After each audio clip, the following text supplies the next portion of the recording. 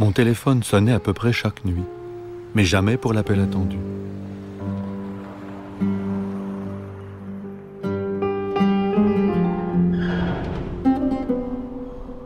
J'avais accès à la nuit, mais je m'en faisais alors l'idée d'une taupinière.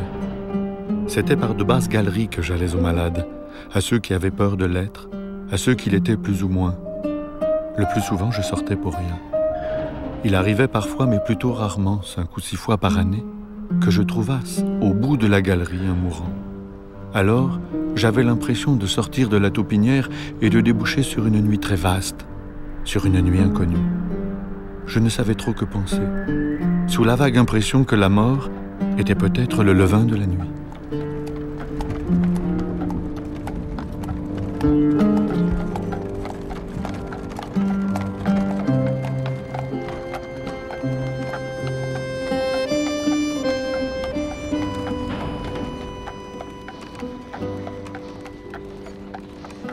J'ai commencé en effet de croiser une vieille petite charrette, haut perchée, sur 2 grandes roues à rayons d'ombre, qui aurait été étourdissante si elle était allée plus vite. Mais elle allait très lentement. Et cet équipage montait vraisemblablement vers la ville.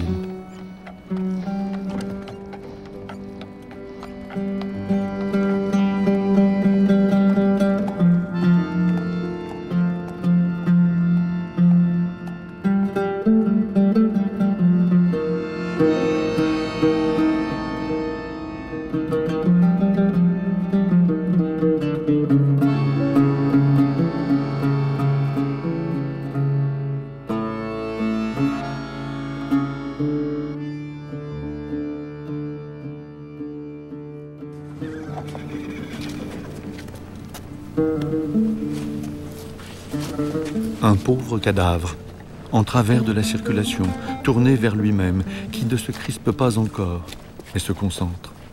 On peut toujours causer, il n'écoute pas. Il pense. Il pense à quoi? Peut-être à l'amour qu'il ne fera plus, ou aux occasions qu'il a laissées passer. Les morts, avec leurs culottes mouillées, n'ont jamais des pensées très relevées. Ils sont même plutôt obscènes.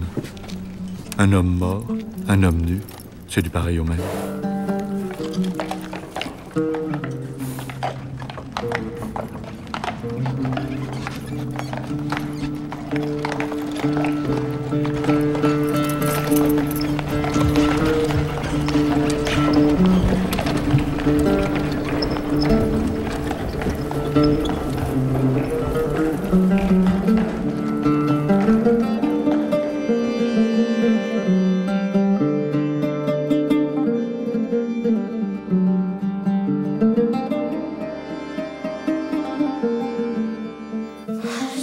Des fois, il se rendait là à 5 heures du matin quand il se réveillait tôt.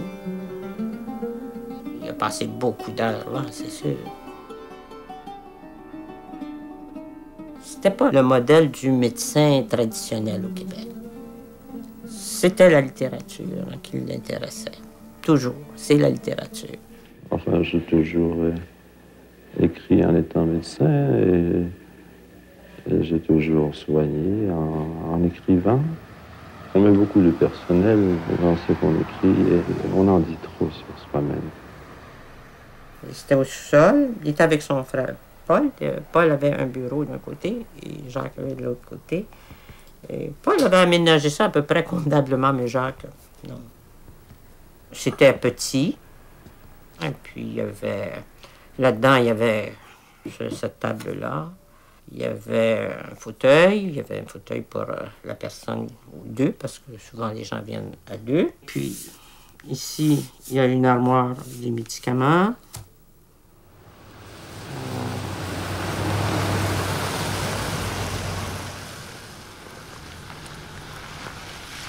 Il y avait le bureau de papa, et ça, c'était à droite du bureau de papa. Ben, c'est tout après. Disons, je suis derrière le bureau de papa. Où il était assis, lui? Oui. Mais disons, là, maintenant, je suis assis. Je suis papa, OK? OK. Et ça ici, c'était à droite. Puis au fond, sur l'autre mur, il y avait La table d'examen.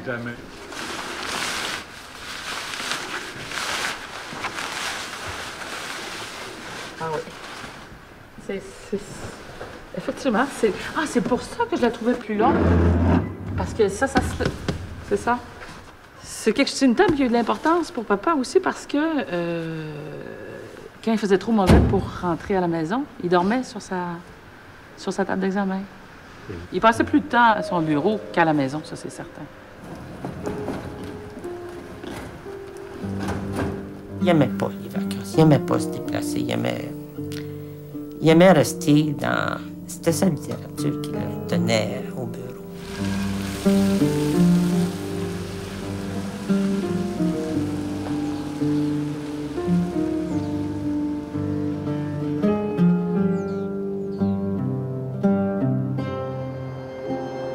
Quand je pense à ma paperasse, à mes journaux, à mes brouillons, rien que de les savoir à la traîne, j'ai peur de mourir sans les avoir détruits.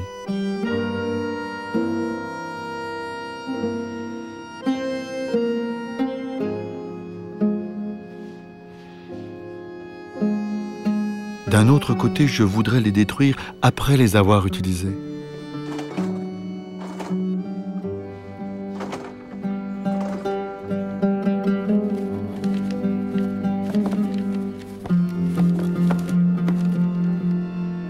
J'ai toujours travaillé seul, dans le secret. Mes chantiers participent à ma solitude. Ils représentent ce que j'ai de plus intime avec ce que cette intimité où je me trouve bien représente de honteux sans moi. Livré à la curiosité de tous.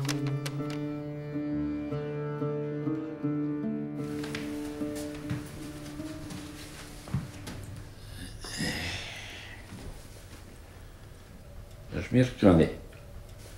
Évidemment, il mangeait. Chaque fois que j'arrivais le matin, il était assis à son bureau, à écrire.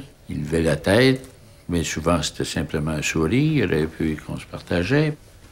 Je pense que j'ai jamais vu sur son bureau un livre médical. Sa vie, c'était pas la médecine. Sa vie, c'était l'écriture. Ça n'avait rien à voir. Il aimait, il faisait bien. C'était un très bon diagnosticien. Mais il était très chaleureux avec ses patients.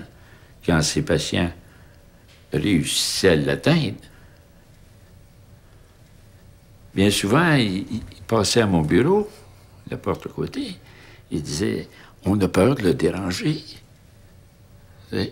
Parce qu'il était là à écrire. Et puis, il levait le regard, mais pas beaucoup.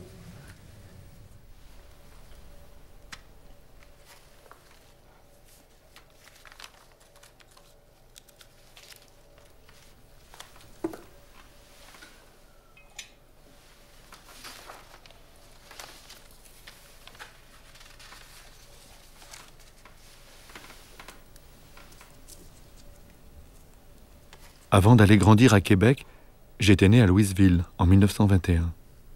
Un gros village, une petite ville, un chef-lieu de comté dont je ne me souviens plus. Ma mère avait hérité de son père, marchant à Saint-Alexis, un lac où nous allions passer l'été dans une solitude complète. Assuré que ce lac se trouvait enclavé dans un domaine anglo-américain fort bien gardé. Nous n'étions pas responsables de cette situation. Nous en profitions quand même. L'important avec Jacques, pour moi, dans ma mémoire, c'est quand même ça qui reste, hein, c'est Saint-Alexis. Parce que là, Jacques était fringant, on montait des chevaux sauvages, on se tapait les lacs, on était tous jeunes. Alors là, mon père, il a fait construire cette maison, donc tout l'intérieur du camp, et ce sont des arbres de boue, tout huilé, doré, superbe. Debout pour pas que la poussière vienne massacrer ses enfants, hein, qui sont jeunes, et notre mère est morte de tuberculose. Alors la hantise de mon père, c'est la tuberculose. Et il était très original, mon père, mais les gens l'aimaient beaucoup. C'était un homme qui était très bon. d'ailleurs comme Jacques. Mon père était un fils de cultivateur. Le grand-père était trop pauvre pour établir ses enfants. Et mon père, qui restait dans le village des Ambroises, à Saint-Lyon, lorsqu'il marchait au catéchisme, pour ne pas user ses souliers, il les tenait à la main. Et à ce moment-là, Saint-Lyon, c'était Saint-Lyon Spring, Saint-Lyon-les-Eaux. Il y avait un hôtel de villégiature et c'était fréquenté par des gens riches, parlant anglais et faisant de l'équitation. Alors, mon père les a vus passer. Et ça lui a donné de l'ambition. Il est devenu notaire à Louisville. Et il a épousé une fille de famille, la seule famille de Saint-Lyon qui avait accès à ce fameux hôtel. Et quand ma mère a épousé mon père, c'était une mésalliance. Il fallait donc qu'il achète une grande maison. Alors, il a acheté la maison des Hamelin, qui appartenait aux Hamelin de Louisville, la grande maison qui existe encore. Et alors là, voilà, il a offert ça à ma mère. Alors les carreaux se sont tenus tranquilles, parce que c'est lui qui avait la plus grosse maison. Un château. Un château. As-tu remarqué, Adrienne, avait demandé mon père avec sérieux et contention. Remarquez quoi? Ma mère avait les cheveux légers des croisières, cheveux qui se défont malgré qu'on en ait. Elle tourna vers mon père des yeux qui ont pu paraître gris, mais qui ce jour-là avaient du bleu, du vert, du brun et du doré. As-tu remarqué, Adrienne, que la maison avait 5 portes? Ce qu'il pouvait être curieux, cet homme, est naïf et fou. Mais les hommes sont peut-être tous de même. 5 portes, le grand avantage. Une seule suffirait pour entrer et sortir. Ma mère parlait en couventine. Elle aimait le naturel et la simplicité. Elle me nommera Jean-Jacques.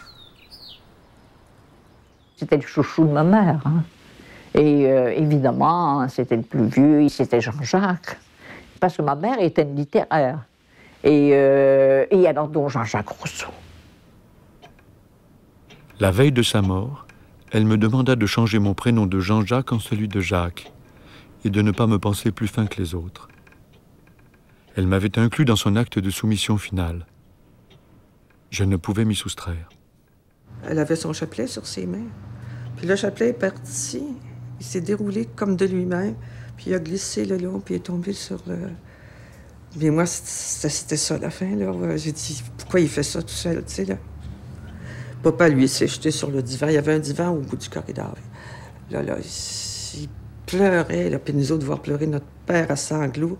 Puis fort, on s'était tout précipité sur lui. Puis Jacques était resté, là, collé le long de la porte. Puis il regardait maman, là, comme s'il lui en voulait de dire, tu m'abandonnes. Je crois qu'il ne s'est jamais consolé de Saint-Jacques, de l'amour qu'il avait pour ma mère.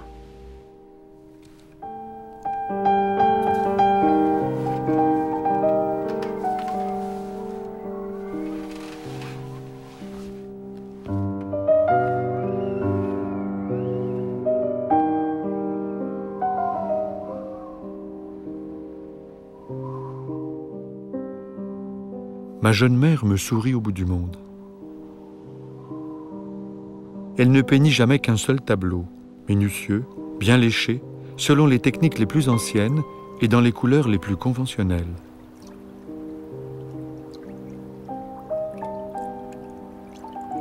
Mon enfance à moi, ça a été une rivière. De cette rivière, je peux donner le nom. C'est un affluent du Saint-Laurent, la rivière du Loup, qui se jette dans le lac Saint-Pierre et dont le bassin correspond à peu près au comté de Maskinongé. Après un détour, c'était un autre détour de la rivière, et mon enfance s'enfonce ainsi dans le passé. Elle a 1 siècle ou 2, et même davantage. Elle comporte un commencement du monde, un bout du monde. J'y trouve ma genèse. Un été, j'avais alors 14 ou 15 ans. Je voulus percer le secret de la rivière. Partant du bout du monde, je l'ai descendu.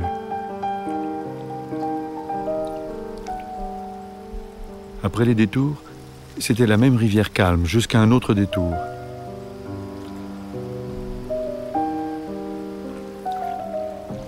Détour après détour, je suis arrivé à des éclaircies sur la rive droite. C'était les terres d'Understown, un canton de Saint-Paulin. Puis ce fut le premier saut, modeste et endigué avec un moulin abandonné. Je n'allais point plus avant, de peur de tomber dans la grande chute à Magnan.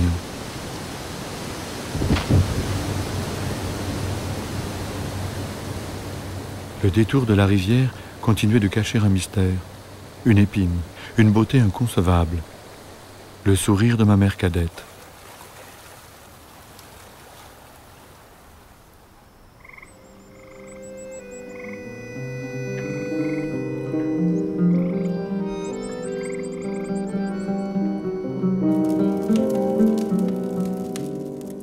Perdu en plein bois à Saint-Alexis. Ah ben, on était surveillés par personne. Mon père n'était pas là, on n'avait pas de mère. C'était la liberté totale, mais des libertés... Comme on était seuls, qu'il fallait qu'on fasse quelque chose, ben Jacques me faisait la lecture. Puis le soir, là, on se couchait tranquille dans nos lits, là. Parce que puis là, il ouvrait un gramophone. Oh, c'était toujours de la musique qu'on ne connaissait pas. Parce qu'il fallait qu'il nous épate en même temps. Fais-nous donc jouer. Je te le ferai jouer si tu te souviens du titre. Et il nous enseignait aussi en même temps. Hein? Oui, mais il faut dire que lui aussi, c'était un garçon rendu à cet âge-là. C'était un peu... Ça faisait des étés un peu arides.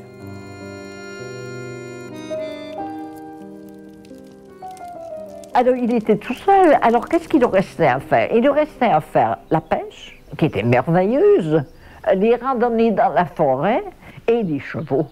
Ah bon, on a toujours eu des chevaux. À un moment donné, mon père, qui était un original, décide qu'il va acheter des chevaux, des Brancos, hein, des chevaux de l'Ouest, des chevaux sauvages. Ça va occuper ces terres, dit-il, ça va couper le gazon et tout, enfin l'herbe. 40. 40 ou 50, certainement, dit le docteur Côte-Noire à sa fille Eurydice. 50 chevaux, tous ensemble, que cela doit être beau. Sur la quantité, je pourrais en avoir un pour moi. Je le choisirais noir. Ainsi parla Eurydice. Alors, quand le train est arrivé, je ne sais pas s'il y a eu erreur dans la facture, mais en tous les cas, les gens de Louisville ont vu sortir 40 broncos, 40 chevaux sauvages. Alors, évidemment que le citoyen de Louisville, il a hurlé « Notaire, hein? » Ah ben, c'était beau, hein?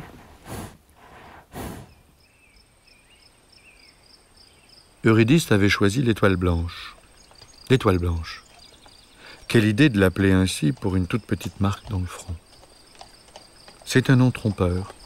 Tout ce que je sais, moi, c'est qu'il s'agit d'un étalon noir, d'une bête effrayante, en tout cas beaucoup trop grande pour une petite fille. Je vous comprends, docteur Côte-Noire, vous êtes son père. Son père, sa mère, tout, entends-tu? C'est quand même une grande et belle fille, d'âge à vous quitter. Pas sur un étalon noir. Le boulanger qui habitait en face de notre grande maison disait à mon père « Eh non, notaire, qu'est-ce que tu vas faire de tes filles? Tu vois comment tes élèves, mon père faisait des pudins, es-tu content? » Dans le chemin des larmes réapparut venant vers eux comme une grande figure hagarde, l'étalon noir, sans Eurydice. Chose curieuse, le grand cheval ne m'apparut pas redoutable. Au contraire, il me semblait presque irréel, comme s'il eût été une sorte d'hallucination. Une représentation fantastique de l'angoisse.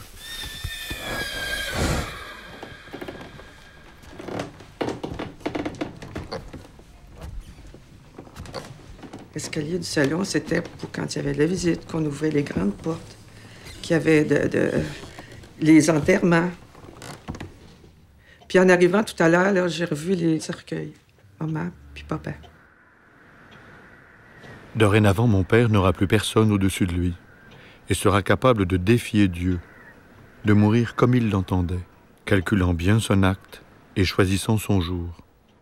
Il avait acheté un pourtour du lac Saint-Jean Il doit 80 000 $. C'était beaucoup d'argent à l'époque. Hein? Alors, il a une promesse verbale, comme quoi on va lui donner l'argent telle date. Et cette date-là, il a mis ça le 5 mars, la date de l'anniversaire de la mort de ma mère. Et quand le banquier, la transaction va se faire, le banquier dit « on te prête pas de ça ». Alors, c'est-à-dire qu'au lieu de voir la maison vendue, le tout truc, alors c'était le désastre, hein, avec ses suicides. Puis il y avait encore ce qu'il avait pris dans la main. Il tenait la bouteille. Comme pour leur dire, voilà, c'est avec ça.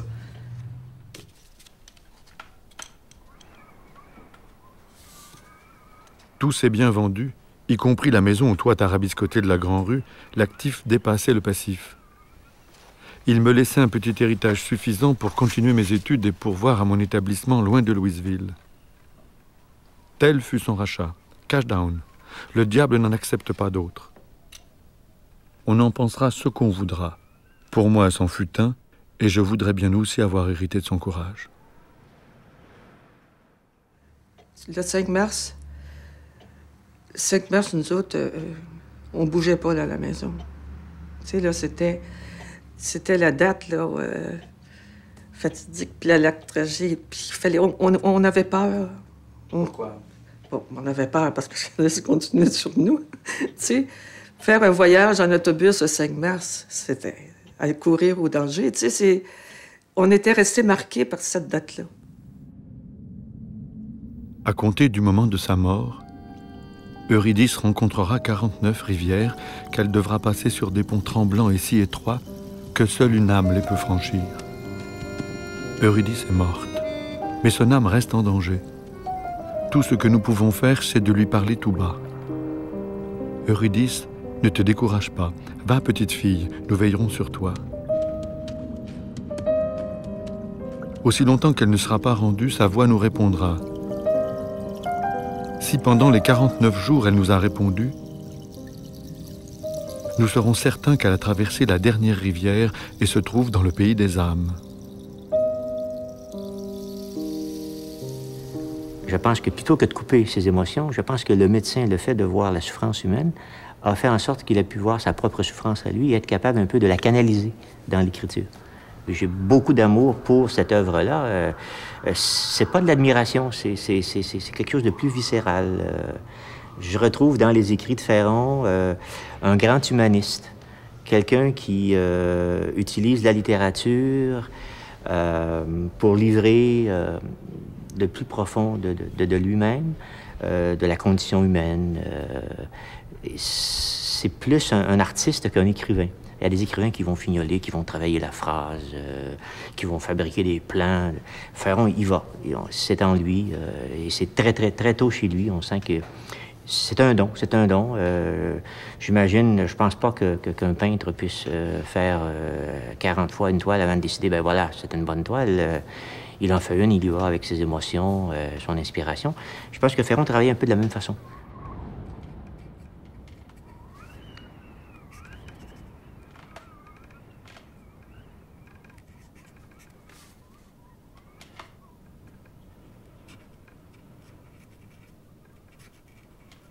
Il était une fois un écrivain plus méchant que les autres, car on écrit comme on conspire, dans le secret de sa solitude.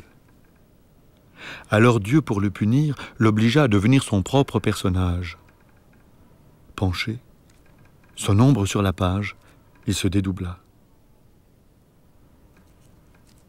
Né en 1921 comme moi sorti de Laval en 1945 avec un titre de docteur, Masky s'installe comme moi en Gaspésie, dans les Chic-Chocs, là où l'air est drôlement vide, peut-être fermé côté terre, mais avec une fameuse fuite en avant, côté mer.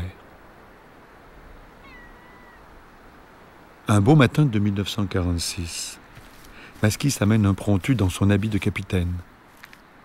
Casquette cassée à l'allemande. Sonne au presbytère, et Bébé, la gouvernante des lieux, qui vient lui répondre, le vise des deux yeux, regard pointu, pour s'entendre demander le curé.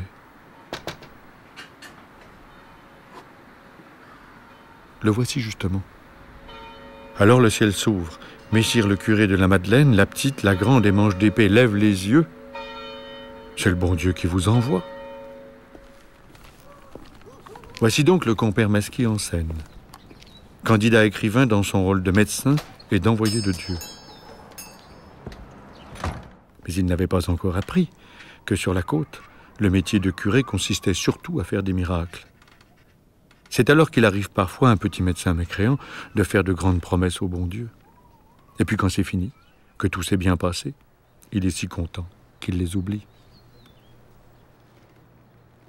C'était un gars simple, puis il avait le tour de rendre service au monde. Il leur donnait des remèdes. C'était pas des remèdes qui coûtaient cher.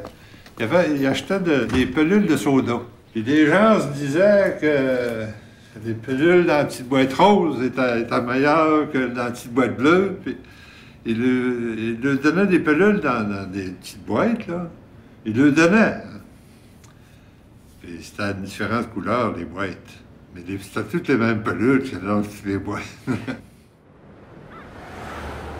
Ma chère Marcel, je ne comprends plus qu'on puisse vivre en ville. Et vraiment, je n'y pourrai jamais revenir. Certes, le pays par ses beautés me retient, mais je me suis attaché aux gens. Ils ont pour moi 1000 prévenances. Ils savent ainsi que j'aime le café. Et quoi qu'ils n'en boivent pas, ils en ont toujours pour moi une boîte qu'ils ouvrent avec un air de connivence. Je lis beaucoup, et j'écris de même. La littérature demeure la passion de ma vie. Je te donne la peinture, je me réserve l'écriture, et je dis, jouons notre vie sur une carte. Ainsi, le génie devient une nécessité vitale, et l'art, une prodigieuse aventure. J'ai commencé par faire des poèmes niaiseux, alexandrins, je les ai détruits. Ensuite, j'ai fait un roman que je n'ai pas publié. Ensuite, j'ai fait une pièce de théâtre qui s'intitule Les Rats que je n'ai pas montré. Et je suis venu au conte par après. Je suis un Brébevois, un élève des Jésuites. J'ai fait mes études au Brébeuf avec Pierre Elliott Trudeau et tous les gens parfaitement aliénés à la question québécoise. Très distingué, très sophistiqué. Je n'avais pas appris, je n'étais pas québécois. Je trouvais absurde d'écrire la rue Sainte-Catherine dans un conte, ça me paraissait vulgaire. Alors au contact précisément, en faisant des accouchements, au contact des populations saines, de la verve populaire, j'ai fait des contes. Un conte, ça se passe toujours dans l'environnement immédiat.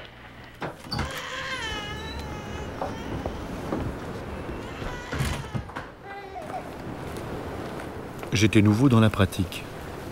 Par un air de suffisance, je cachais les inquiétudes que me causait mon personnage. Un jour, je fus appelé à Saint-Yvon.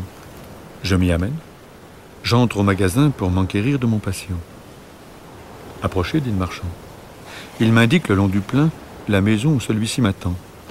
Je reviens au comptoir sur lequel j'avais déposé ma trousse. Acré, dit le marchand. Vous avez là, docteur, un beau Portuna. Je suis déconcerté. Pourquoi nomme-t-il ainsi ma trousse? Portuna. Ça attire les porcs. Le cochon ne me laissait guère. Je l'entendais grogner à intervalles réguliers. Bientôt, il me sembla que ces intervalles se rapprochaient et que l'un à l'autre, les grognements ne se ressemblaient guère. Qu'est-ce que cela pouvait signifier? Pour en avoir le cœur net, je jetai un autre coup d'œil par-dessus mon épaule. Le Portuna faillit me tomber des bras. Ils étaient 4. 1 passe encore, mais 4. C'était plus que mon amour-propre n'en pouvait souffrir. Je fus donc sur le point de perdre la tête et de me retourner contre ces maudits cochons pour leur botter le groin. La dignité m'en empêcha. Il me reste à décourager leur poursuite. Peine perdue. Ils ne me lâchent pas. Ils trottent derrière moi avec de joyeux grognements. Il n'y a plus rien à faire. Tout le village a le spectacle d'un docteur en médecine suivi de 4 cochons. J'eus le courage de continuer. J'arrivai d'ailleurs à la maison où j'étais attendu. Je m'attendais au pire. Par exemple à ce qu'on dise Ne vous gênez pas, docteur. Faites entrer vos amis. On me reçut avec une politesse exquise. Les cochons restèrent dehors. Jacques, lui, tous les cochons le suivaient, puis il était gêné de ça. Il disait que c'est parce que c'est moi, c'est pourquoi qu'il me suit. Il suit tout le monde avec une chaudière. Hein? Il était gêné énormément de ça. J'ai dit, gêne-toi pas, les cochons, c'est parce qu'ils ont faim, là, puis ils voient que t'as peut-être dû manger dans ta valise. Ta petite valise, c'est comme une chaudière. Lui, il était sceptique. Il n'a pas avalé ça tout de suite.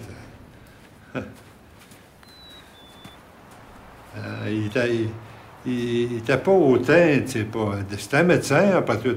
Moi, j'étais un petit gars, là. Mais le médecin aurait pu dire, ben, mon niveau est plus haut que ça, là, pas mal, hein? Ben non, ça paraissait pas, tu sais.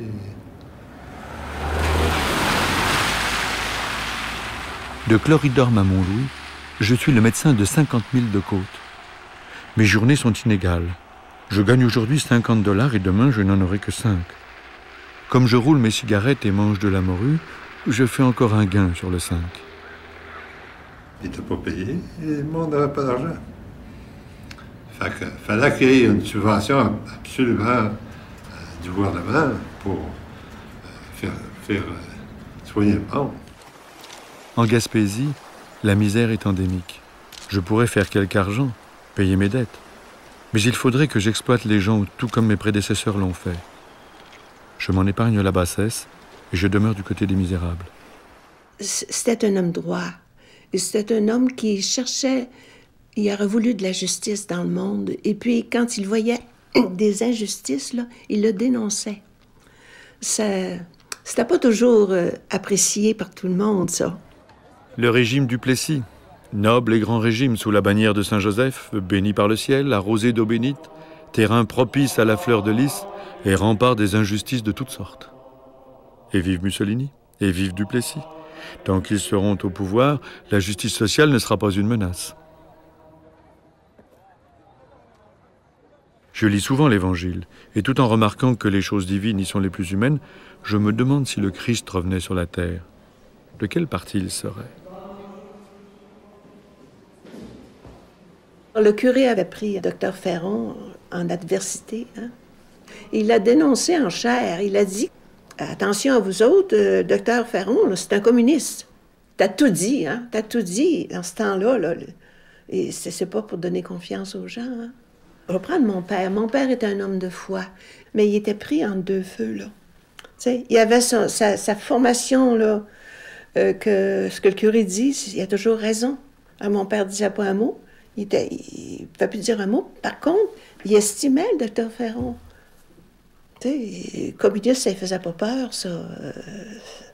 Il voulait le faire partir d'ici. Il a fait dire qu'ils ont coupé sa subvention, puis il était obligé de s'en aller. Je fus plus ou moins chassé de ma misère par Duplessis et les curés, comme s'ils eussent voulu mon bien. Et je revins à Montréal sur la foi du docteur Daniel Lompré, qui avait écrit dans Combat qu'il y manquait au moins 1000 médecins.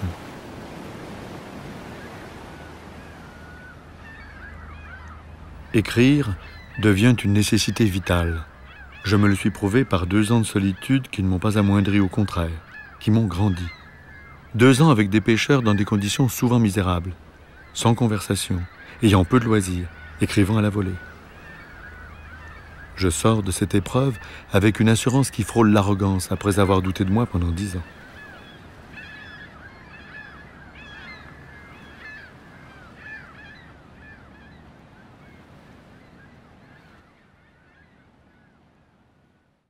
C'est un individualiste. Il est dramaturge, médecin et, ce qui est plus rare, épistolier. Mesdames, Messieurs, le docteur Jacques Ferron. Mais votre premier métier, là, votre premier métier dans le sens des valeurs, c'est de la médecine quand même. Oui, oui. Et vous pratiquez à Ville-Jean-Cartier. Pourquoi particulièrement à Ville-Jean-Cartier? Vous l'avez choisi? Lorsque j'ai été mis sur le marché par les universités que nous avons, pontificales et bilingues, c'était une place où on avait besoin d'un médecin. Alors, j'y Vous répondiez à un besoin. Je répondais à un besoin. Attention, évite Jacques Cartier. Il ne faut pas oublier que Jacques est quand même un fils de bourgeois, hein, et de grand bourgeois aussi, dans un sens.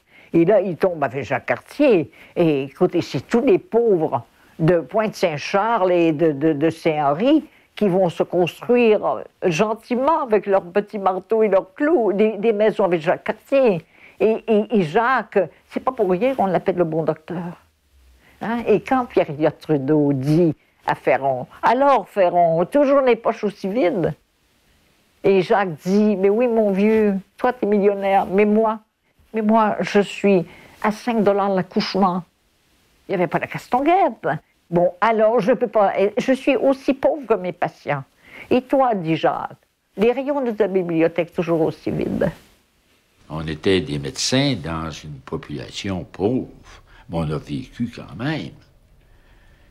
C'est sûr que bien souvent, on nous disait, docteur, je vais passer vendredi. Hein? Jamais je n'ai vu quelqu'un le vendredi. Hein? Mais si par hasard, dans le temps qui suivait l'année, il y avait une entrée d'argent, là, ils pouvaient se rappeler de nous autres. Mais si on n'était pas payé immédiatement, c'était pas des bons comptes, tellement qu'on n'en tenait pas. Moi, la Rive-Sud que j'ai connue, c'était la banlieue sauvage. C'était l'époque des bushes, des fossés qui débordaient au printemps, des égouts à ciel ouvert, les batailles pendant les élections. Jacques Cartier, c'était Rémillard, mais chez nous, c'était autour du Margaletti, etc. Donc, il y avait comme une faune. C'était vraiment très rock'n'roll, la Rive-Sud. Pas mal de batailles de rue. Dans mon cas, à Greenfield Park, les francophones, on était une minorité, fait qu'on se promenait toujours avec... on revenait toujours de l'école avec nos poches pleines de roches parce que les Anglais nous faisaient des embuscades. Alors, non, ça n'a pas été une enfance dans l'eau bénite, tu sais. Mais il y avait une poésie, et puis cette poésie-là, je la retrouve dans l'œuvre de Ferron. Dans le château rétabli, dont les hauteurs lumineuses captivaient de nouveau le vol des martinets et des engoulevents, la nuit avait recommencé son règne. Les assidus du travail, les abonnés à la peine, les gens de soucis et de devoirs laissaient la rue aux paresseux et aux gens de plaisir, aux excités, aux énergumènes, aux démons et à Bélial, leur maître. Les balcons, dernière instance du jour, se vidaient à leur tour. Les spectateurs lâchaient la rampe et rentraient avec leur angoisse, se demandant s'ils n'avaient pas discerné parmi les passants obscurs quelques francs partisans de la nuit. Et pendant que ces gens sérieux marmonnaient une dernière prière, avant d'être enfoncés dans le sommeil des justes, sous le poids d'anges hilars et obèses, parfois, la charrette passait dans la rue, sous leurs fenêtres, et ils ne l'entendaient pas. Je pense que le vrai territoire de Ferron, c'est beaucoup plus la banlieue que le village.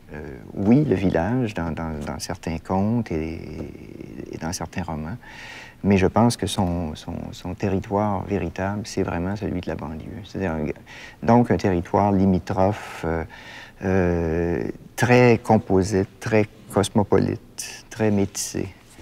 Je pense que c'est une limite aussi entre le monde réel et un monde qui est toujours prêt de basculer dans la fiction pure, dans le rêve, et je pense que cette zone-là, périphérique, limitrophe, se prête à ça. Rouillet faisait sa collecte un peu partout dans la ville, le plus souvent pas trop loin du pont, dans les vieux quartiers. Cette nuit-là, son maître l'avait convoqué, comme il lui arrivait de temps à autre, au lieu de rendez-vous habituel, un cabaret dans le voisinage de la morgue, à l'enseigne judicieuse dont la propos passait inaperçue, des portes de l'enfer. C'est ainsi que Frank Archibald Campbell s'amènera. De plus, il y aura Barbara. Sourire du matin dans sa livrée du soir, fille d'un vieux nègre du Cap-Breton nommé Caron. Notonnière des sombres bords, qui aide les gens passés de la première à la troisième personne du singulier à s'habituer à leur nouvelle grammaire.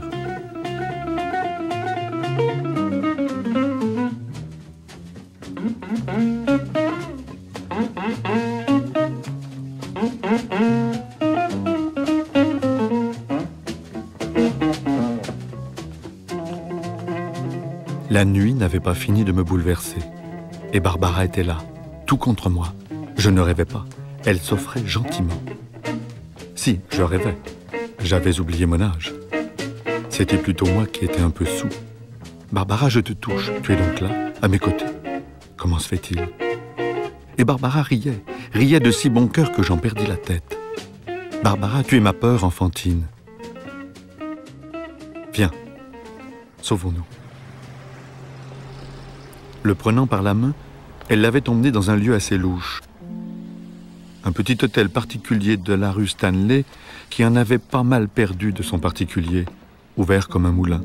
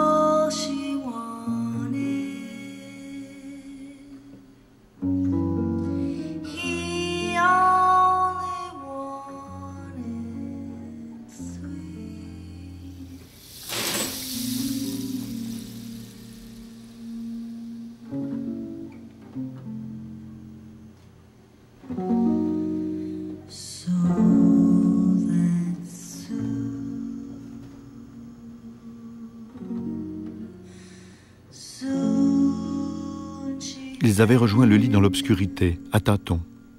Aussitôt, les petits chevreaux se mirent à bondir, si nombreux qu'ils devenaient des vagues et causaient un tel branlement que Barbara s'en plaignait en gémissant. Tant de secousses ne pouvaient pas durer. Le lit fut dématé. C'en était fini de la navigation à voile sous les draps. Dans l'obscurité, il rouvrit les yeux. Il vit les tombes jusqu'au bout de la terre. Il présuma qu'il avait dû mourir d'une manière ou d'une autre. Cette mort ne le surprenait pas. Avait-il jamais accordé de l'importance à la vie? De quoi avait-il l'air maintenant, enlevé à l'improviste, sans sa permission, possédé par la mort, alors qu'il avait cru pouvoir disposer d'elle? La charrette raconte le jeu entre l'amour et la mort. Et le moment où les deux peuvent s'entremêler, quoi, en quelque sorte. C'est un roman aussi qui traite vraiment le mal, evil, politique, personnel, mais surtout la perte de foi en soi, la perte morale qui mène à l'enfer. On est toujours entre la vie et la mort. On est traversant. J'avais lu La Charrette, j'avais lu Le Pont, le conte Le Pont, de découvrir Le Pont Jacques-Cartier. Ça m'a fait quelque chose. J'avais déjà traduit Le Pont, où il y a une belle description d'un pont que je ne connaissais pas. Et je n'ai pas changé ma traduction après avoir vu Le Pont, mais ce pont-là, je l'ai fait mien. C'est-à-dire que j'ai eu une connaissance tout à fait littéraire de son milieu, de son pays, avant de voir vraiment. Et cette confrontation avec la réalité m'a émue.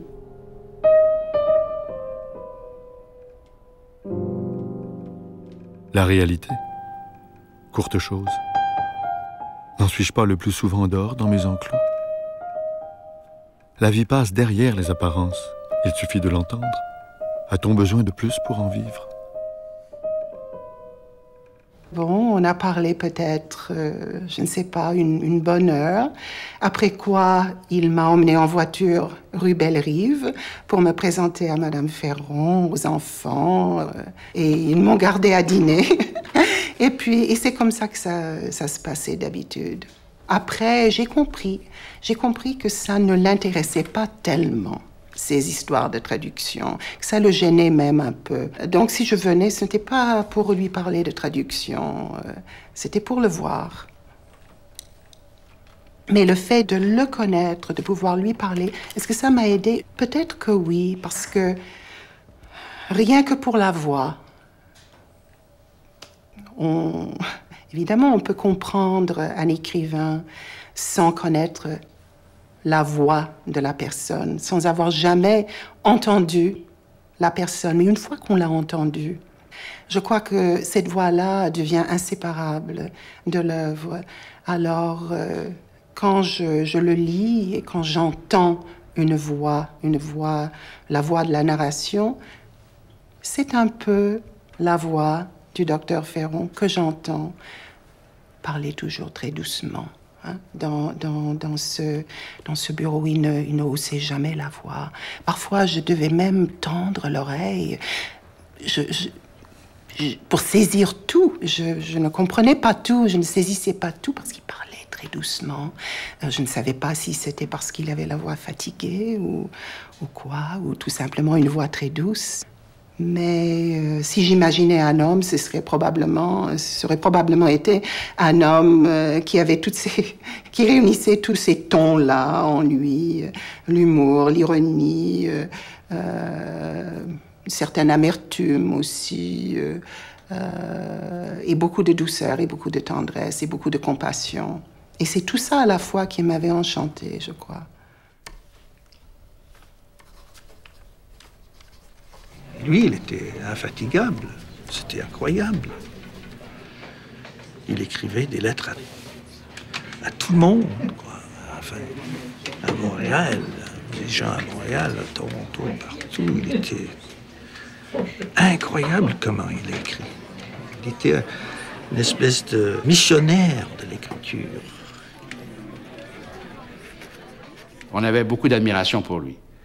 Il ne faut pas oublier que admirer Ferron, c'était rendre Ferron mal à l'aise. Comme ça se peut pas. Alors, j'ai jamais vu un auteur, un maître être aussi malheureux d'avoir des disciples. Parce que il y avait un côté de lui qui n'était pas vraiment en public, même s'il était... Enfin, il était dans son cabinet, au fond. Il n'est pas ici, il était dans son cabinet, puis il est en train d'écrire. C'était un peu sa relation avec la vie. Frère Thaddeus me demanda un jour à l'improviste si j'aimais mon pays. Drôle de question. Je ne m'y attendais pas, ne me l'étant jamais posé. Mon pays? Oui, bien sûr que je l'aime. Jusqu'où, Connie? Jusqu'à souffrir?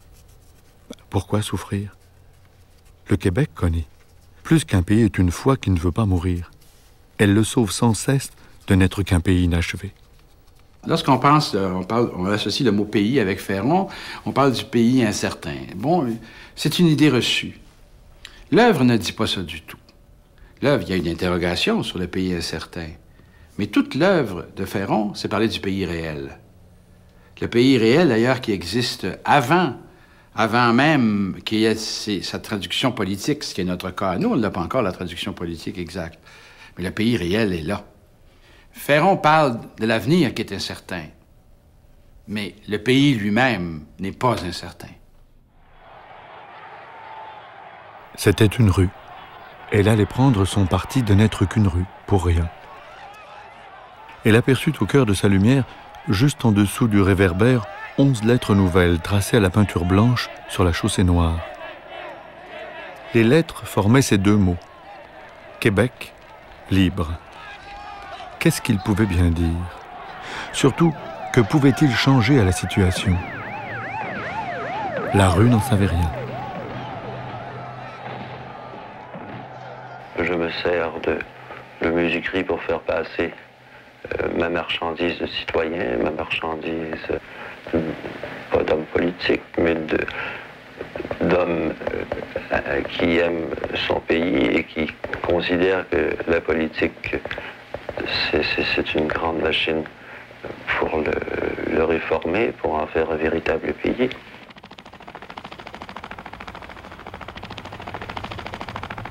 Bientôt, l'hélicoptère toucha le sol. Une meute de militaires casqués et la mitraille au poing sortirent. Aussitôt, je fus cerné au milieu d'un cercle qui se rétrécissait. Sous les casques, derrière la mitraillette, je reconnus mes 3 frères. Ils me passèrent les menottes et se mirent à ricaner bêtement. Je ne les comprenais pas.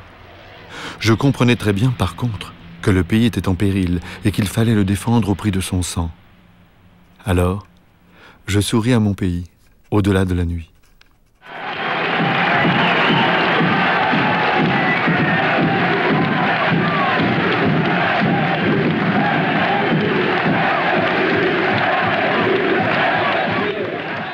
Vous croyez à la violence? Je ne crois pas à la violence. Je n'aime pas, cependant, qu'on nous fasse violence. Si vous vous référez aux événements d'octobre, comparé à ce qui s'est passé, le terrorisme de quelques jeunes gens qui sentaient leur peuple menacé et la terrorisation massive instituée par le gouvernement fédéral, il n'y a pas de comparaison. Ottawa décrète la loi sur les mesures de guerre, tandis que les policiers se lancent dans une razzia des milieux considérés comme sympathisants au FLQ. Nous avons la preuve que les événements d'octobre ont été fomentés par Ottawa dès le 7 mai 1970 et que les agissements de nos patriotes romantiques, loin d'être freinés, ont été encouragés par des indicateurs, des provocateurs, des truands. Nous avons tous été baisés, sans exception. La police était au courant de tout et aurait pu aller chercher la porte rue Armstrong le soir même de son enlèvement. Il a publié une lettre dans Le Devoir qui dénonçait la conspiration du fédéral dans la crise d'octobre. Il était le seul avec moi à le croire dans le monde, probablement à ce moment-là. Et je lui ai écrit une lettre personnelle pour encourager, pour le féliciter de sa lettre. Il m'a répondu, quand vous venez à Montréal, donnez-moi un coup de téléphone, on peut se rencontrer. Je crois que je l'ai poussé plus loin qu'il n'avait l'intention d'aller. Il voulait simplement écrire quelque chose d'ironique dans Le Devoir, mais rien direct comme ça. Boum! Vous accusez en quelque sorte le gouvernement fédéral d'avoir cherché à créer une situation au Québec? J'accuse le gouvernement fédéral presque d'assassinat. Je l'accuse parce que les gens de sérieux n'avaient aucun avantage à faire du terrorisme après les élections d'avril 70, où le Parti québécois avait eu plus de 20% du vote. Vous maintenez que c'est le gouvernement fédéral qui a créé la situation d'octobre? Je le maintiens. Il a eu énormément de courage en faisant ça. Et c'est pour cette raison qu'il est un grand écrivain, comme Émile Zola ou Victor Hugo ou Charles Dickens en Angleterre a changé toutes sortes de choses dans le monde politique anglais. Et je crois que c'est un aspect de sa grandeur comme écrivain, comme homme, etc., de regarder en face les contradictions et de son devoir de dévoiler ce qu'il pouvait. C'est pas toujours qu'on trouve un ami avec qui on peut discuter n'importe quoi et qui avait des réponses considérées, intuitives, avec un sens d'humour. Il ne se prenait pas tellement au sérieux à certains moments. L'absurdité de tout l'humour, l'ironie, lui venait. Mais on l'a dit, le Voltaire du Québec, you know. Il y a une expression, je me rappelle, en anglais, the world is a comedy to those who think and a tragedy to those who feel. Le parti Rhinocéros, c'est un parti fédéral que nous avons fondé sous l'influence de l'hippopotame de São Paulo, au Brésil. Les citoyens de cette municipalité, dégoûtés des différents régimes qu'ils avaient voté et élu l'hippopotame de leur zoo.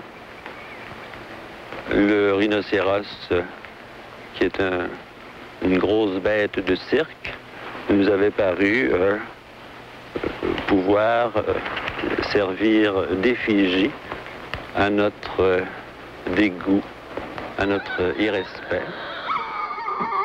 Ça, c'est mon discours politique, là. C'est la majeure partie, en tout cas. Je suis du parti synthétique rhinocéros. C'est un produit plastique.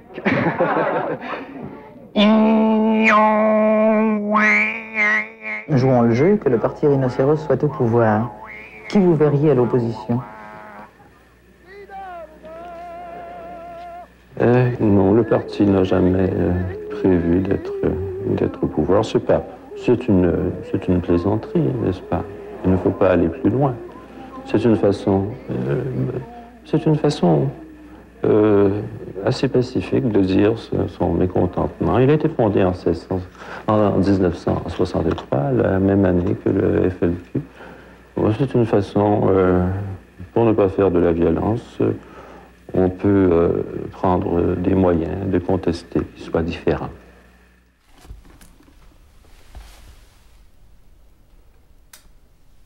Je dis ce que je pense, cela peut sembler impoli. Parce que quoi, la politesse consiste à ne rien dire, à faire un ballet. Mais comme je me suis lancé dans l'écriture, il faut bien que je donne un sens à ce que je dis. Et au fond, je crois en l'homme, je crois en sa dignité. Chaque matin, avec une hâte déraisonnable quelque peu folle, je m'amenais à Saint-Jean-de-Dieu tôt, très tôt, avant la fin du service de nuit. Et ce sera durant 16 mois, toujours selon le même rituel obsessif, que je franchirai le pas de Gamelin, à la faveur de l'obscurité ou dans la pâleur spectrale du petit jour.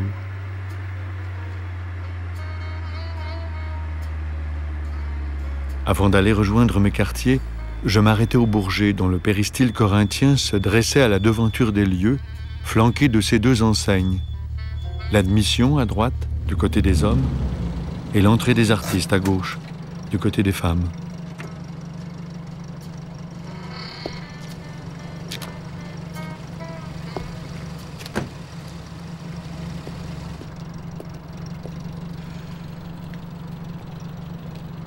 Je passais sous le péristyle, entrais dans le Bourget désert et par l'escalier monumental montais afficher ma présence au grand tableau des médecins, près du bureau du surintendant.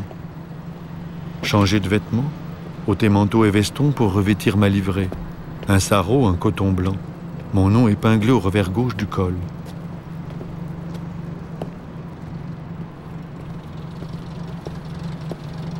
Puis je sortais reprendre mon auto dont j'avais laissé le moteur en marche et la radio ouverte aux dernières rengaines de la nuit.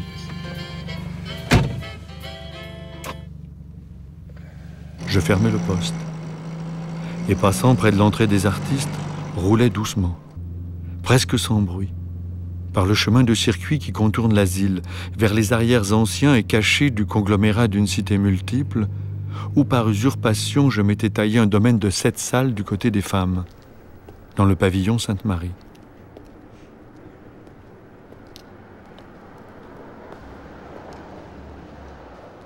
Les fous rendent témoignage. Leur langage est hermétique.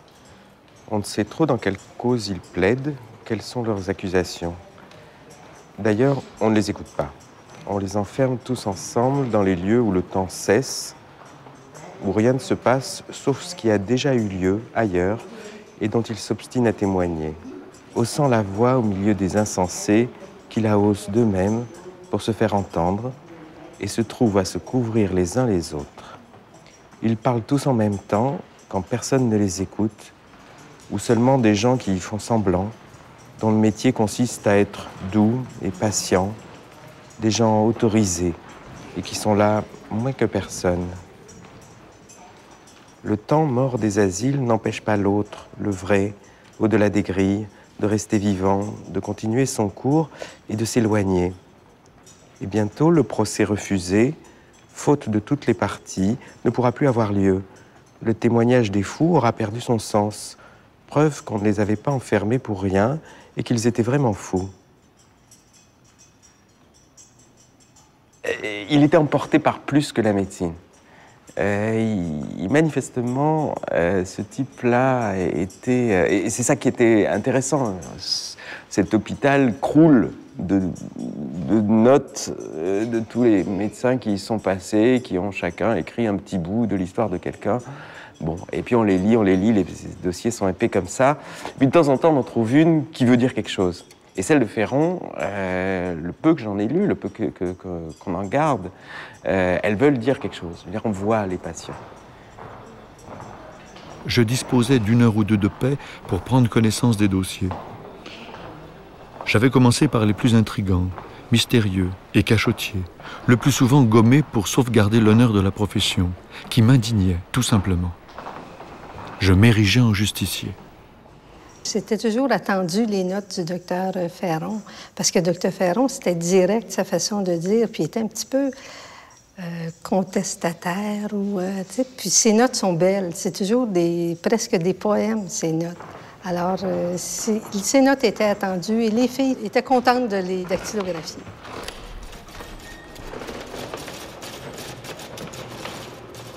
Cette patiente a été internée à la demande de sa mère et du travailleur social qui s'en occupait. Avec nous depuis quelques semaines, elle ne prend aucune médication, ne suscite aucun problème, est calme, presque flegmatique. Il n'y a pas d'affect perceptible chez elle et aux questions qu'on lui pose, répond posément et sensément. De psychose ou de névrose, pas la moindre trace. Si elle est débile, c'est par une carence d'éducation.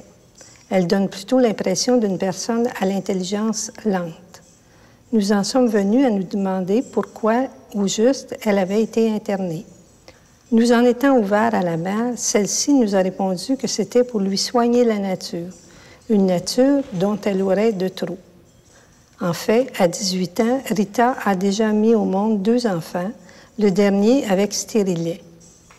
Elle se serait faite une réputation dans Longueuil, réputation qui rejaillirait sur la famille et plus particulièrement sur la sœur cadette qui, âgée de 12 ans, est déjà sollicitée.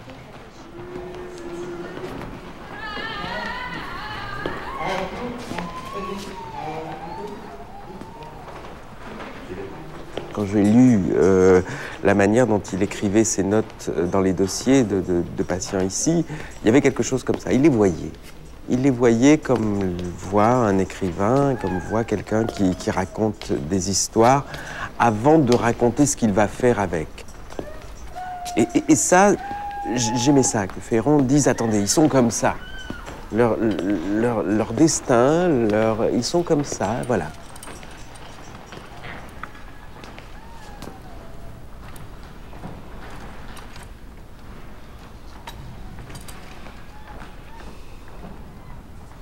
Et puis quand il dit brave imbécile qui fait telle ou telle chose, on voit mieux que si on dit oligophrène, ou d'ailleurs on dit plus ça, on dit déficient, léger, tranquille.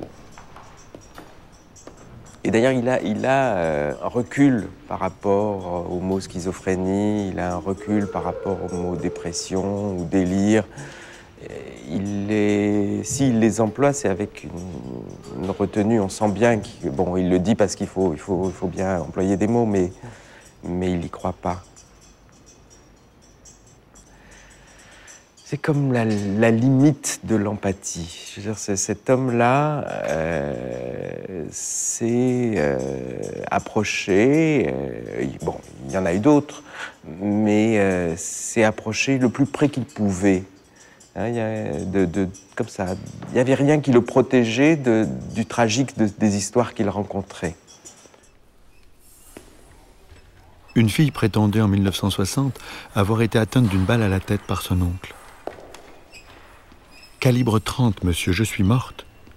Vous ne pouvez plus rien pour moi. » On pouvait quand même essayer de lui démontrer qu'elle délirait. Mais où est donc la cicatrice? Il n'y a pas, bien entendu, de cicatrice. Toutefois, 4 ans plus tard, sous prétexte que la folle est plus folle que jamais, qu'elle a eu son quota d'électrochocs, qu'on lui a donné tous les neuroleptiques connus à fort dosage, l'intoxiquant maintes fois, on se décide pour la lobotomie. Désormais, l'oncle tire. Coup énorme, calibre 30. Sa cicatrice à la tête, elle l'a. Enfin, j'ai l'impression, avec la conférence inachevée, le pas de Gamelin et ces livres qui sont inachevés sur la folie, qu'il s'est quand même posé la question de comment est-ce qu'il pouvait continuer à les soigner. Et effectivement, il n'a pas trouvé de solution. Et effectivement, il a perdu à ce moment-là un pan énorme de son identité. C'est-à-dire qu'il était à cheval entre, effectivement, la sensibilité et puis un travail. J'ai vécu des choses comme ça. On dit, moi, qu'est-ce qu'on fait?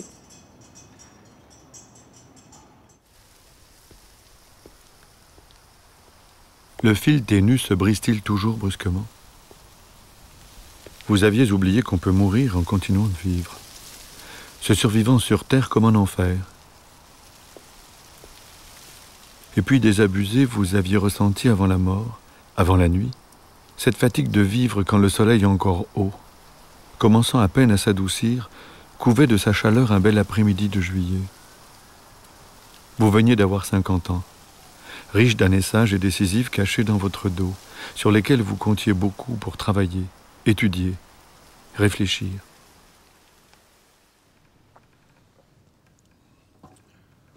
Cette fatigue inopinée vous mortifiait plus que la mort, car la mort n'est jamais vécue, et vous aviez à vivre.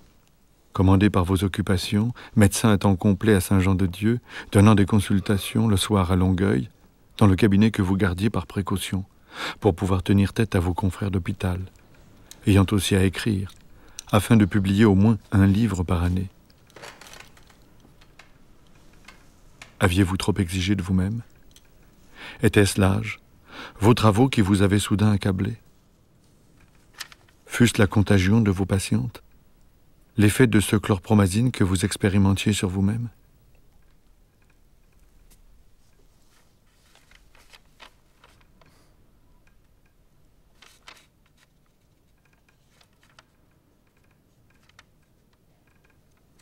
Il se prescrivait lui-même des médicaments. Et donc, la police avait trouvé ces ordonnances et avait rapporté le cas au collège de médecins qui l'a exigé de se faire voir, se faire prendre en charge pour un collègue qui ne pouvait plus se traiter lui-même. Il y avait risque à ce moment-là de suicide. Il m'a demandé de faire ça et je l'ai fait avec tout le respect et l'affection que j'avais pour lui. Je suis sorti la semaine dernière du Montreal General Hospital, où j'étais enfermé depuis la fin d'août, après m'être engagé envers le docteur Négrete, mon psychiatre, par une sorte de contrat à ne pas me suicider durant les prochains 6 mois. Cela ne me donne pas beaucoup de verve ni de façon. Je crois qu'il pensait que son esprit créateur était diminué de beaucoup, qu'il n'allait pas produire ce qu'il avait produit dans le passé de nouveau. Ça lui faisait beaucoup mal. Il était triste. Pour lui, la vie pleine est une vie de créativité. Il avait besoin de justifier sa vie de cette façon-là. Masky ne s'était jamais ménagé. De 1963 à 1973, durant 10 ans, nous écrivions beaucoup. Trop peut-être. Car même si nous étions dans la force de l'âge, si nous avions acquis cette sûreté de main qui permet des réussites du premier jet, il y manquait cette sérénité que confère la patience. Après la crise d'octobre, Masky commença à prétendre qu'il avait reçu plus que sa part de la vie et qu'il en était repu. Mais cela n'arrêtait rien. La vie, comme une machine grinçante, continua de tourner, rajoutant des jours au jour.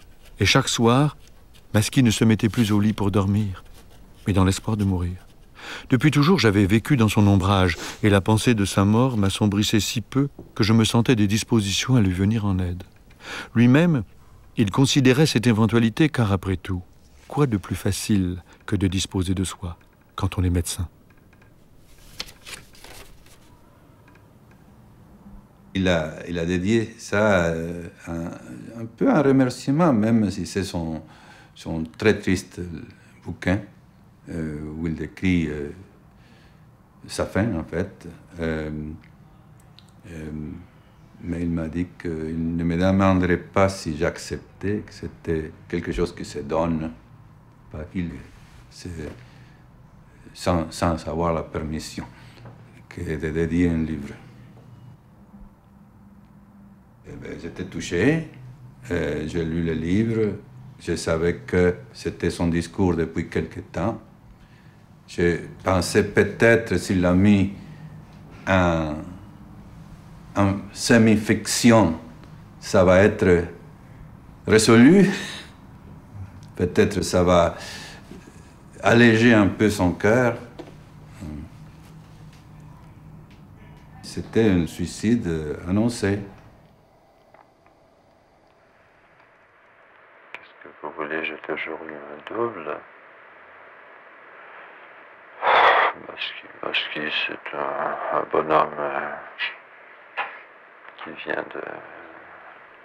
du comté de Masquinongé. Je viens du comté de Masquinongé. Il est médecin. Je suis médecin. Ce n'est pas lui qui écrit, c'est lui qui me fournit la matière. En somme, aussi longtemps que le dédoublement n'a pas lieu, ça va assez bien. Mais dès qu'il a lieu, je sais pas, c'était peut-être un effet du miroir de la folie qui est nuisible. J'ai pensé me tirer d'affaire en me débarrassant de Masky, ce qui n'a pas été le cas. L'identification de Masky là, et de Ferron qui est très, très claire, parce que là, ça jouait toujours comme un personnage, un double. Bon, on sait qu'en littérature, ça existe toujours. Mais là, Ferron qui dit « c'est moi, finalement », et puis j'ai voulu l'exécuter. Donc, il y a, je pense, dans ça, l'aveu, moi, je dirais peut-être une sorte de... chez Ferron, de détresse très, très grande dans son œuvre, qui rejoint ça. Jusqu'alors, j'avais de la facilité à écrire des livres, jusqu'au pas de Gamelin. J'ai beaucoup de mal à franchir le pas de Gamelin. C'est la catastrophe. Un livre fou, pour dire la fonction de la folie, sa nécessité, sa beauté. Comme il dit, il n'arrivait pas à entrer dans le pas de Gamelin, mais il y a une autre chose qu'il dit aussi, pourquoi le pas de Gamelin était un échec, c'est parce qu'il n'arrivait pas non plus à faire sortir des gens de cette prison, si on peut dire. Tu te retrouveras dans la solitude d'un monde clos. Tricotant le tricot d'un enfant, on ne saura pas pourquoi. Tu parleras et on ne t'écoutera plus. Tu continueras de témoigner à la barre de ton procès perdu. Aline, ô pauvre folle, c'est ta mort que tu tricotes. Il y a certainement une identification très forte, Ferron, Aline Dupire. Alors, il y a ça, il y a aussi, encore une fois, le manque d'interlocuteurs. Il y a des lettres qui s'adressent à quelqu'un qui n'est pas là, qui n'est plus là. Le mari n'est plus là. Il ne lira pas ces lettres. Et c'est pour remettre, pour restituer, je crois, à Aline Dupire son interlocuteur qui manque, que Ferron a pris la lettre, l'a refaite, l'a rendue lisible, je dirais. Parce que pour Ferron, la littérature, l'écriture, elle non plus n'a pas de prescription à donner, n'est-ce pas? Elle ne prétend qu'écouter et tout au plus reconnaître l'incertitude, sans prétendre vraiment comprendre, reconnaître qu'on est toujours dans un état d'incertitude. Ferron a une écriture qui est profondément engagée, je dirais, dans l'avenir de l'humanité, dans l'amélioration de l'humanité. C'est un homme qui est ouvert sur l'avenir, Ferron, continuellement. Il cherche comment ouvrir cet avenir qui est très bouché à certains égards, qui est très bouché par rapport à lui-même. Pourvu qu'il adressât chaque jour une lettre à Madame Baron, poste restante, Casablanca, Maroc, Baron était satisfait, poli, prévenant. Il aurait très bien pu se contenter de la vie qu'il menait à Saint-Jean-de-Dieu. Pourquoi Casablanca? Parce que ma femme a choisi cet endroit. Là-dessus, il baissait la tête, conscient d'avoir raté son examen de sortie. D'ailleurs, ses lettres quotidiennes ne plaidaient pas en sa faveur. Baron restait donc enfermé et se rendait compte qu'il le resterait. Il lui aurait fallu renoncer à Casablanca. Il ne pouvait pas. Il ne voulait pas. Seules ses lettres lui donnaient la force de vaincre l'inertie des asiles et de ne pas être trop avili. Et la folie de Baron, plus tard, ce sera de ne plus avoir d'écoute, de ne plus avoir accès à l'écoute. En considérant toutes ces lettres de Baron qui s'accumulent pendant tant d'années à la poste restante de Casablanca, n'est-ce pas, qui attendent tant d'années d'être lues, qui attendent l'arrivée d'une lectrice. Casablanca, c'est ça, c'est la poste restante de l'écriture, la poste restante de la lecture. C'est l'écriture en attente de lecteur. On en était revenu à la 3e semaine de juin. Il obtint la permission d'aller visiter l'ancien château d'eau, la grosse tour de briques rouges qu'il y a à Saint-Jean-de-Dieu. Il monta, devant parfois s'arrêter pour reprendre haleine. Et puis, quand il lui sembla qu'il était très haut, il se jeta par une petite fenêtre où il ne passait que de justesse. Il se fit d'abord une sorte de grand vent fou, puis il perçut le parfum des rosiers sauvages, car il y en avait beaucoup dans les jardins de l'hôpital, et tous étaient en fleurs. Alors, au tout dernier instant de sa vie, il crut qu'il s'en allait vers Moncton et Cocagne. Il fit donc une plus belle mort qu'il n'en parut.